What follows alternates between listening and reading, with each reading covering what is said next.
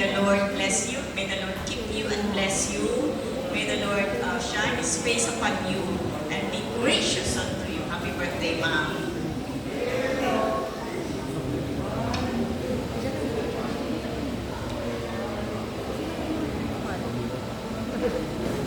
So, inaanyayahan ko po lahat po ng 7 gifts natin para po makapagpa-picture po ng buo kay Ma'am Marcy. 7 gifts po natin na nagbigay po si Tita Luisa, si Tita Pasita, si Tita Pina,